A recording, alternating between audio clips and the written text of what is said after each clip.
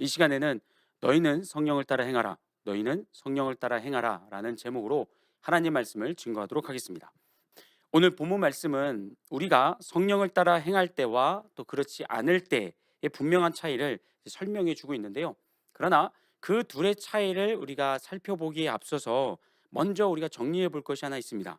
뭐냐면 우리가 제대로 예수님을 믿고 구원을 받을 때 성령님께서 그와 동시에 우리 안에 들어와 내주하신다는 사실입니다. 다시요. 성령을 따라 행하는 삶은 그렇기 때문에 특별한 몇 사람에게만 가능한 일이 아니라 제대로 예수님을 구원자로 믿고 고백하여 성령님이 내주하시는 모든 성도님들에게 똑같이 주어지는 선물이라는 사실입니다. 우리 고린도후서 1장 21절부터 22절 말씀 한번 보시겠습니다.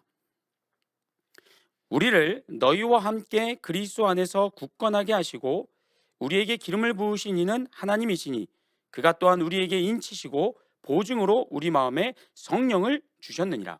자, 이 말씀 속에는 지금 우리라는 표현이 이제 자주 나오고 있는데요. 이 중에 처음에 나오는 우리만 이제 사도 바울과 전도팀을 가리키는 것이고, 나머지 그 뒤에 나오는 우리는 다 전도팀과 또 고린도 교회 성도들을 아우르고 있습니다. 즉 22절에서 그가 또한 우리에게 인치시고 보증으로 우리 마음에 성령을 주셨느니라 라는 말씀은 구원받음과 또 성령의 내주하심이 별개의 사건이 아니라 동시에 이루어지는 것을 말해주고 있습니다. 때문에 성령을 따라 행하라 라는 이 명령은 목회자나 또 특별한 은사를 받은 사람들 몇 사람에게만 주어지는 명령, 그들만 할 수 있는 일이 아니라 성도 모두에게 주어진, 성도 모두가 행해야 되는 하나님의 명령이라는 것입니다. 그런데 문제는 이것이 성령을 따라 행하는 삶이 저절로 되지는 않는다는 겁니다. 우리 오늘 본문 말씀 24절을 한번 보겠습니다. 그리스도 예수의 사람들은 육체와 함께 그 정욕과 탐심을 십자가에 못 박았느니라. 여러분, 이 말씀은요 우리에게 두 가지 사실을 말해주는데, 하나는 육체와 정욕이 또 육체와 탐심이 같이 묶여 있다는 거고요. 다른 하나는 이것들이 지금 어디에요? 십자가에 못 박혀 있다는 사실입니다. 즉 우리가 이 육체를 가지고 이 땅에 사는 동안에는 무엇으로부터 자유할 수 없다는 겁니까? 우리 육체와 묶여 있는 정욕, 탐심으로부터 우리가 자유로울 수 없다는 겁니다. 만약에 우리가 구원받은 그날로 하나님의 부름을 받아서 이 육신의 장막을 벗어버린다면 모를까, 이 육신을 입고 가지고 이 땅에 살아가는 동안에는 육체와 함께 묶여있는 정욕과 탐심으로부터 자유로울 수 있는 사람은 한 사람도 없다는 겁니다. 때문에 모든 성도들은 육체의 정욕과 탐심을 자극하는 죄의 유혹에 끊임없이 노출되게 되고요, 끊임없이 시달릴 수밖에 없습니다. 그러나 여러분, 이것보다 중요한 게 뭡니까? 이 육체의 정욕과 탐심이 어디에 있다고요? 지금 십자가에 못 박혀 있다는 게 중요합니다. 다시 말하면 세상이 아무리 우리의 정욕과 탐심을 자극하고 유혹하더라도 그 정욕과 탐심이 스스로 움직이지는 못한다는 겁니다. 육체의 정욕과 탐심이 스스로 십자가에서 내려와서 우리를 사로잡거나 우리를 죄 가운데로 끌고 가지는 못한다는 겁니다. 왜요? 그 정욕과 탐심이 십자가에 못 박혀 있기 때문에요. 그런데 한 가지 문제가 있습니다. 그 문제가 뭐냐면 갈라디아서 5장 13절을 보시죠. 5장 13절, 형제들아 너희가 자유를 위하여 부르심을 입었으나 그러나 그 자유로 육체의 기회를 삼지 말고 오직 사랑으로 서로 종노릇하라. 성경은 우리에게 어떤 자유가 주어져 있다고 말씀하고 있습니까? 우리는 하나님의 말씀에 순종하여 서로 종노릇할 수 있는, 사랑으로 종노릇할 수 있는, 다시 말하면 하나님의 말씀에 순종할 수 있는 자유가 우리에게 있습니다. 그와 반면에 그러나 또 무슨 자유가 있습니까? 육체의 기회를 추구할 수 있는 자유가 있습니다. 쉽게 말하면 이걸 다시 그 갈라디아서 오늘 본문으로 돌아오면 이런 겁니다. 십자가에 지금 박혀 있는 육체의 정욕과 탐심을 어떻게 해요? 다시 빼내어서 그 육체의 욕망을 추구하고 쾌락과 즐거움을 쫓아갈 수 있는 자유가 우리한테 주어져 있다는 겁니다. 그래서요, 모든 구원받은 성도들에게는 세상 사람들 못지않게 타락하고 허랑방탕하게 살아갈 수 있는 자유가 주어져 있습니다. 왜냐하면 육체의 정욕과 탐심이 아주 우리에게서 제거되지 않았을 뿐만 아니라 십자가에 못 박혀 있는 그 정욕과 탐심을 빼어낼 수 있는, 그걸 다시 가져올 수 있는 자유가 우리에게 있기 때문입니다.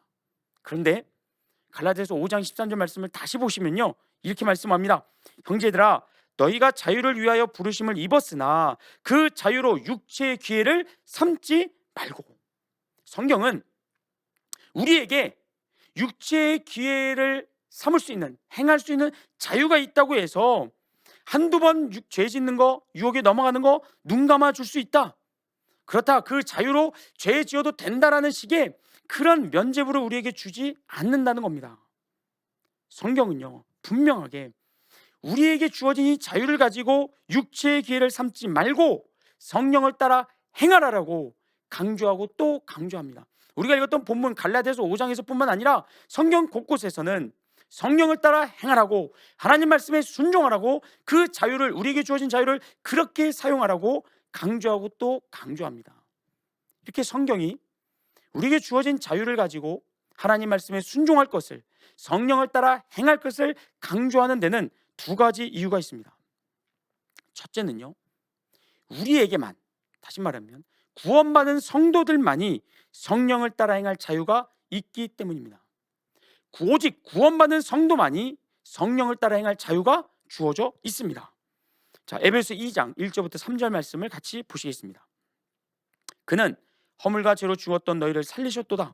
그때 너희는 그 가운데서 행하여 이 세상 풍조를 따르고 공중의 권세 잡은 자를 따랐으니 곧 지금 불순종의 아들들 가운데서 역사하는 영이라.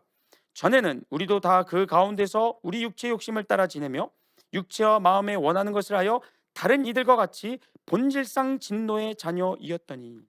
우리가 예수님을 믿기 전에, 구원받기 전에 어떤 상태로 놓여져 있었다고 성경은 말씀합니까? 허물과 죄로 인하여 우리의 영이 죽어 있었습니다. 그 결과 우리는 마귀의 종이 되어서 온통 육체의 욕심을 따라 살았고요, 하나님의 진노를 차곡차곡 쌓아가고 있었습니다. 온갖 더러운 생각과 죄된 마음을 품고 있으면서도 들키지 않는 것이 거룩이고 또 경건이라고 오해하면서 우리는 죄악 속에서 뒹굴며 살았습니다. 그렇게 과거에 하나님 앞에서 구원받기 전에 우리는 구원의 가능성이 제로였고요, 성령을 따라 행할 자유가 단 1도 없었습니다. 그런데 놀라운 사실은 그런 우리를, 그렇게 죄악 가운데 죄의 범벅이 되어 있던 우리를 하나님께서 사랑하셨다는 겁니다. 사랑하셔서 어떻게 하셨냐면 에베소 2장 4절부터 7절입니다. 긍휼이 풍성하신 하나님이 우리를 사랑하신 그 큰 사랑을 인하여 허물로 죽은 우리를 그리스도와 함께 살리셨고 너희는 은혜로 구원을 받은 것이라. 또 함께 일으키사 그리스도 예수 안에서 함께 하늘에 앉히시니 이는 그리스도 예수 안에서 우리에게 자비하심으로써 그 은혜의 지극히 풍성함을 오는 여러 세대에 나타내려 하심이라. 긍휼이 풍성하신 하나님께서 죄악 가운데 있던 우리를 건져주셨습니다. 그리고 우리의 과거와 현재와 미래의 죄의 허물, 우리가 과거와 현재와 미래에 지을 모든 죄를 합친 것보다 더 크고 위대한 사랑을 우리에게 베풀어 주셔서 우리를 용서하셨습니다. 우리가 마땅히 감당해야 될 우리의 죄값을 예수님에게 대신 요구하셔서 예수님을 십자가에 못 박아 죽이셨고요, 3일 만에 부활시킴으로 우리의 구원을 완성시켜 주셨습니다. 그렇게 하나님의 은혜로 구원받은 우리는 그리스도 안에서 살아났습니다. 마귀의 종에서 해방되어 하나님의 자녀가 되었습니다. 뿐만 아니라 그 전까지 우리를 사로잡고 이리저리 끌고 다녔던 육체의 정욕과 탐심을 모두 십자가에 못 박혔습니다.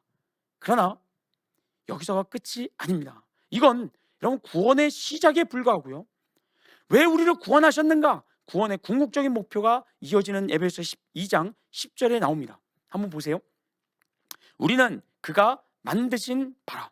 여러분, 하나님의 구원을 새로운 창조에 비유하는 것에 주목해 보시기 바랍니다. 하나님은 죄로 인하여 오염되고 타락한 우리를 그냥 대충 손보시고는 구원하였다라고 하지 않으시고 어떻게 했습니까? 아예 우리를 새롭게 창조하셨습니다. 그래서 고린도서 5장 17절에 보면 누구든지 그리스도 안에 있으면 새로운 피조물이라 이전 것은 지나갔으니 보라 새로운 것이 되었도다 라고 말씀하고 있습니다. 그런데 구원이 새로운 창조라는 사실과 함께 더 중요한 건 뭐냐면 그 새 창조의 목적이 뭐냐 이겁니다. 왜 우리를 새롭게 창조하셨는가? 에베소 2장 10절 말씀을 계속 봅니다. 그리스도 예수 안에서 선한 일을 위하여 지으심을 받은 자니 이 일은 하나님이 전에 예비하사 우리로 그 가운데서 행하게 하려 하심이니라. 여러분, 하나님께서 우리를 구원하시고 우리를 새롭게 창조하신 목적이 뭐라고 말씀합니까? 우리로 하여금 그리스도 예수 안에서 선한 일을 하게 하기 위하여. 이것을 갈라디아서 표현으로 바꾸면 이렇습니다. 우리에게 성령을 따라 행할 자유를 주사 성령의 열매를 맺도록 하기 위하여 우리를 구원해 내셨다는 겁니다. 사랑하는 성도 여러분, 하나님께서 우리를 새롭게 창조하신 것이 구원이라면 이때 하나님께서 우리에게 무엇을 주십니까? 자유를 주십니다. 어떤 자유요? 십자가에 못 박힌 육체의 정욕과 탐심은 그대로 놔두고 성령을 따라 행할 자유를 우리에게 주셨습니다. 이 자유는 우리만 갖고 있습니다. 오직 예수 그리스도를 통하여 구원받은 우리만 이 자유를 갖고 있고 이 자유를 행할 권세를 가지고 있습니다. 그러니 사랑하는 성도 여러분, 이 자유를 잘 사용할 수 있기를 축복합니다. 죄의 유혹을 참지 못하여 정욕과 탐심을 빼내어 다시 죄 짓는데 이 자유를 쓰지 마시고 내 안에 내주하시는 성령님의 음성에 귀 기울이시고 그분의 인도하심에 순종하는데 우리만이 가지고 있는 이 자유를 마음껏 사용할 수 있기를 주의 이름으로 축복합니다. 아멘. 계속해서 성경이 우리에게 성령을 따라 행하라 명령하고 또 명령하는 두 번째 이유는 뭐냐면요, 바로 삶의 열매 때문입니다. 삶의 열매. 방금 우리는 성령을 따라 행할 자유가 우리 성도에게만 주어져 있다는 것을 확인했습니다. 그리고 이것과 함께 앞서서는요, 우리에게 또 어떤 자유가 있다고 봤습니까? 십자가에 못 박힌 정욕과 탐심을 다시 빼내어서 죄 지을 자유도 있다고 했습니다. 상황이 이렇다 보니까 많은 성도님들이 늘 성령의 생각과 육체의 정욕 사이에서 내적인 갈등을 겪습니다. 본문 17절을 보시죠. 육체의 소욕은 성령을 거스르고 성령은 육체를 거스르나니 이 둘이 서로 대적함으로. 영어 성경으로 보면은 they are in conflict with라고 되어 있습니다. 그래서 서로 막 싸운다는 겁니다. 치고받고 싸운다는 겁니다. 그래서 어떻게 됩니까? 너희가 원하는 것을 하지 못하게 하려 함이라. 어떤 분들은 구원받음의 증거를 이야기할 때 신비로운 경험이나 아주 특별한 체험을 선호하는 경향이 있지만 저 개인적으로는요, 바로 이것이 성령님과 육체의 소욕 사이에서 우리 안에 끊임없이 벌어지는 내적 갈등이 바로 구원의 더 확실한 증거라고 저는 생각을 합니다. 왜냐하면 이 내적 갈등은요, 믿지 않는 사람들에게는 없는 갈등이기 때문입니다. 예를 들면 이런 거죠. 금전적인 손해를 감수하고라도 하나님 말씀에 순종하느냐, 아니면 그 이익을 위하여, 유익을 위하여 불의를 눈 감아 주느냐. 원수가 와서 왼뺨을 칠 때 예수님의 말씀에 순종하여 오른편뺨을 돌려대느냐, 아니면 다시는 내 앞에서 손찌검하지 못하도록 손가락을 부러뜨리고 팔을 부러뜨리느냐. 여러분, 구원받은 성도 안에는 이런 종류의 갈등이 계속 이어집니다. 언제까지요? 하나님의 부름을 받아서 이 육신의 장막을 벗는 그 순간까지 이 내적인 갈등, 성령의 생각과 또 육체의 소욕이 늘 부딪히고 싸우는 갈등이 일어납니다. 그러다 보니까 가끔 예수님을 너무 빨리 믿었다라고 후회하는 분들을 만날 때가 있습니다. 이렇게 일찍 믿어서 고민하고 갈등할 것이 아니라 죽기 전에 하나님이 부르시는 그 순간에 다 예수 믿겠다라고 회개하고 하나님 나라 가면 얼마나 좋았을까라고 후회하는 분들이 있습니다. 또는 이런 갈등을 피하기 위해서 어떻게 합니까? 성경을 잘 보지 않습니다. 그리고 예배도 가끔만 드립니다. 왜냐하면 예배 드리면서 말씀을 들을 때마다, 성경을 볼 때마다 찔림이 있거든요. 갈등이 심화되거든요. 그러니까 그걸 회피하기 위해서 아예 성경을 읽지 않거나 아니면 예배도 드리지 않는 경우도 있습니다. 아니요. 다시 말씀드리지만 이런 내적 갈등은요, 우리만 겪는 겁니다. 구원받은 성도만이 겪는 구원받음의 확실한 증거 중에 하나가 됩니다. 그런데 이런 내적 갈등보다 우리가 더 중요하게, 더 심각하게 생각해야 될 건 뭐냐면 우리의 선택과 행동이 가져오는, 결과하는 열매입니다. 삶의 열매. 본문 16절을 다시 봅니다. 내가 이르노니 너희는 성령을 따라 행하라. 그리하면 육체의 욕심을 이루지 아니하리라. 여러분, 이 말씀을 뒤집으면 이렇게 되죠. 우리가 성령을 따라 행하지 않으면 어떻게 된다고요? 우리의 삶 속에는 육체의 욕심이 열매로 맺힌다는 겁니다. 그러면서 본문 19절 이하의 말씀을 보면 성령을 따라 행하지 않을 경우, 다시 말하면 육체의 소욕을 따라 행할 경우에 우리의 삶에 어떤 열매들이 맺혀진가, 어떤 결과들이 초래되는가 설명되고 있습니다. 본문 19절을 보시면 육체의 일은 분명하니 라고 하면서 정욕과 탐심의 열매들이 쭉 나오게 되는데, 그 뒤를 여러분들이 눈으로 쓱 보시면 성경에서 음행이라고 하는 것은 성적인 타락과 함께 영적인 타락으로서 우상 숭배를 동시에 의미하고요, 그 뒤로 비슷한 의미의 단어들이 나열되고 있습니다. 그래서 이 내용들을 보시면 우리가 이해 못하거나 납득하지 못할 그런 어려운 단어들은 없습니다. 왜냐하면 이런 육체의 일, 정욕과 탐심에서 결과되는 열매들은 다른 성경에서도 소개되어 있기 때문입니다. 그런데 21절을 보시면, 그 21절의 끝부분을 보시면 약간 좀 헷갈리는 표현이 나오는데요, 이겁니다. 이런 일을 행하는 자들은, 육체의 일을 행하는 자들은 하나님의 나라를 유업으로 받지 못할 것이요 라고 해서 마치 성도의 구원이 취소될 수도 있을 것 같은 그런 오해를 불러일으키는 구절이 나옵니다. 그런데 여러분, 이 표현은, 이 말씀의 대상은요, 지금 갈라디아 교회 성도들이 아닙니다. 갈라디아서 5장 10절을 보세요. 10절, 5장 10절. 나는 너희가 아무 다른 마음을 품지 아니할 줄을 주 안에서 확신하노라. 그러나 너희를 요동하게 하는 자는 누구든지 심판을 받으리라. 바울은 지금 두 사람을 비교하고 있습니다. 하나는 갈라디아 교회 성도고요, 다른 하나는 거짓된 복음으로 성도들을 지금 미혹하고 있는 거짓 선자들입니다. 바울은 갈라디아 교회 성도들, 구원받은 성도들을 향해서는 저들이 받은 구원이 확실하고 확고하다는 것을 확신하는 반면에, 바울이 지금 누구를 저주하고 있습니까? 성도들을 미혹하고 있는 거짓 선자들을 저주하고 있습니다. 즉, 오늘 본문 말씀 21절에서 바울이 하나님의 나라를 유업으로 받지 못한다라고 저주하는 대상은요, 갈라디아 교회 성도들이 아닙니다. 누굽니까? 그들 지금 미혹하고 있는 거짓 선자들, 육체의 정욕과 탐심에 사로잡혀서 육체의 일을 부추기는 거짓 선자들을 의미합니다.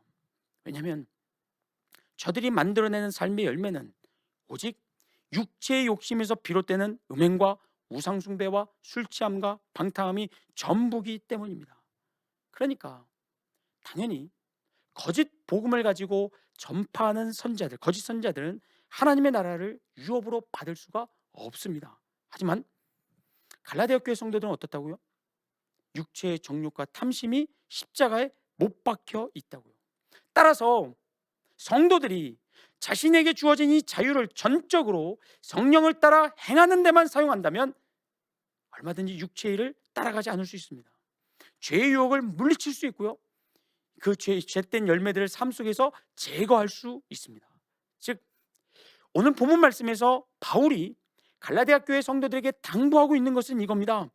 거짓 선자들의 말에 미혹되어서 그들을 따라 그들이 가지고 있는 육체의 일을 쫓지 말라는 겁니다. 육체의 열매들을 맺지 말라는 겁니다. 왜냐하면 육체의 소욕을 통하여 맺어지는 죄의 열매가 우리 구원받은 성도들과는 어울리지 않기 때문입니다. 하나님의 나라가 약속되어 있는, 하나님의 나라를 유업으로 받게 될 우리 성도들과는 그 육체의 더러운 죄악들이 어울리지 않기 때문입니다. 오히려 성도는 뭐 하라고요? 우리에게 주어진 자유를 가지고 성령의 열매를 맺으라고 바울은 명령합니다. 그러면서 바울은요, 9가지 성령의 열매를 소개하고 있죠. 사랑, 희락, 화평, 오래 참음, 자비, 양성, 충성, 온유, 절제. 이 9가지 성령의 열매를 소개하고 있습니다. 우리가 열심히 성령을 따라 행할 때 우리의 삶 속에서는 어떤 열매들이 맺어진다고요? 더럽고 추악한 육체의 열매들이 아니라 거룩하고 아름다운 성령 열매들이 맺어진다는 겁니다. 그러면서 로마서 6장에 보시면 바울은 이 성령의 열매들을 무엇과 연결시키는지 잘 보세요. 어떻게 연결이 되는지요? 로마서 6장 20절부터 23절입니다. 너희가 죄의 종이 되었을 때에는 의에 대하여 자유로웠느니라. 너희가 그때 무슨 열매를 얻었느냐? 이제는 너희가 그 일을 부끄러워하나니 이는 그 마지막이 사망입니다. 그러나 이제는 너희가 죄로부터 해방되고 하나님께 종이 되어 거룩함에 이르는 열매를 맺었으니 그 마지막은 영생이라. 죄의 삭은 사망이요 하나님의 은사는 그리스도 예수 주 안에 있는, 우리 주 안에 있는 영생이니라. 아멘. 말씀을 정리합니다. 우리는 오늘 구원받은 성도만이 가질 수 있는 자유에 대해서 생각해 봤습니다. 이 자유는요, 구원받기 전에는 우리에게 없었던 겁니다. 구원받기 전에 우리는 죄의 종으로서 의에 대하여 하나님의 말씀에 대해 불순종할 자유만 가지고 있었습니다. 그러나 그때 우리는 어떤 열매를 맺었습니까? 로마서 6장에서 말씀하는 것처럼 그때 우리가 맺었던 열매들은 다 사망으로 귀결되는 거였습니다. 다시 말하면 여러분, 육체의 일로 인해서 죄를 지음으로 우리가 얻을 수 있는 죄의 쾌락, 만족, 영원하지 않다는 거죠. 분명히요, 죄가 우리에게 주는 일시적인 자극이 있습니다. 이생의 자랑과 육체의 만족이 있습니다. 그러나 그것은 영원하지 않다는 겁니다. 그것의 끝은 사망입니다. 한계가 분명합니다. 예수 믿지 않는 사람들은 그걸 모르죠. 모르기 때문에 계속해서 죄를 짓는 겁니다. 그러나 구원받은 성도는 다릅니다. 구원받은 이후로 우리는 죄에서 해방되었고요, 육체의 정욕과 탐심을 십자가에 못 박았습니다. 그리고 성령을 따라 행할 자유를 얻었습니다. 성경에서 이 자유를 성령을 따라 행하는데 사용하라고 우리에게 명령하고 있습니다. 왜 그렇습니까? 우리가 로마서 6장에서 봤듯이 이 성령의 열매들의 끝이 영생으로 이어지기 때문입니다. 좀 더 쉽게 말씀드리면 영원한 가치를 갖고 영원히 하나님의 나라에서까지 빛날 수 있는, 우리가 자랑할 수 있는 열매들이기 때문입니다. 그러니 오늘 우리에게 십자가에 이미 못 박아버린 정욕과 탄심에 기울일 시간이 없습니다. 오늘 우리가 힘써야 될 것은요, 성령을 따라 행하면서 영원히 이어질 수 있는, 영생으로 나아갈 수 있는 성령의 열매들을 우리 안에 맺는 것. 여러분, 그것이 우리가 힘써야 될 유일한 목적의 이유입니다. 사랑하는 성도 여러분, 우리가 성령의 열매를 맺을 때 세상이 감당할 수 없는 사랑과 기쁨과 화평과 오래 참음의 열매들을 통하여서 세상 사람들에게 구원의 길을 보여줄 수 있습니다. 그들에게 구원의 길로 초대할 수 있고요, 세상에서는 만들어낼 수 없는 기쁨을 그들에게 나눠주므로 그들이 잃어버린 삶맛을 회복시켜주며 그들의 낙심된 영혼들을 일으켜 세워줄 수 있습니다. 그 일을 위하여 하나님 우리를 구원하셨고 그 일에 저와 여러분이 부름받은 줄로 믿습니다. 그리고 이렇게 힘써 우리가 성령을 따라 행하며 성령의 열매들을 가득 맺을 때 그 열매들을 하나님 앞에 가지고 가서 하나님 앞에서 칭찬받게 될 그 날을 우리는 소망할 수 있는 줄로 믿습니다. 그리고 영원히 하나님의 나라에서도 우리는 그 성령의 열매들을 자랑하며 간증할 수 있는 날이 오게 될 줄로 믿사오니 우리 모든 성도님들께서 더욱 힘써서 성령을 따라 행하시며 성령의 열매들을 더욱더 풍성하게 맺는 데 힘쓸 수 있기를 주의 이름으로 축복합니다. 아멘.